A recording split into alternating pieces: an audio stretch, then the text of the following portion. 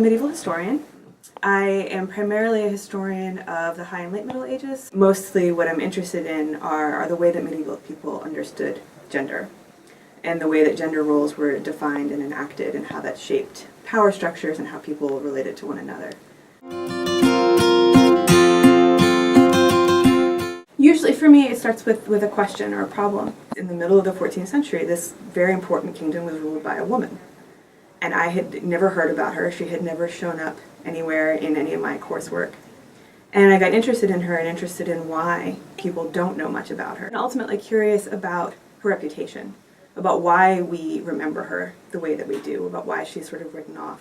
And from there it was just a process of figuring out what there actually was about her.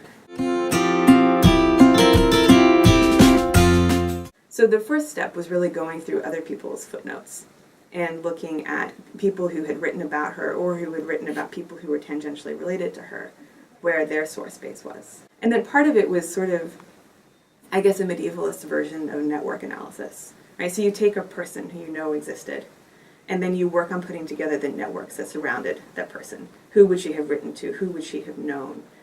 Who were the people who were likely to have been interested in her? And then I started sort of connecting the dots and figuring out where we have collections of letters that people might have written to or about her. We have a tendency to constantly be trying to little tweaks in perspective that cause us to understand ourselves, our culture, the world we live in more nuanced and more full ways. So to use my own example, medieval historians, when we started thinking about gender in complex ways, right? I mean, there was first the project of trying to find a way to put women back into the narrative of history, which was a really important feminist project several decades ago, which has started to evolve into, let's understand the way that gender worked in medieval society, what it meant, you know, the implications of masculinity and femininity and how that relates to power. And asking those questions has completely altered our understanding of medieval society.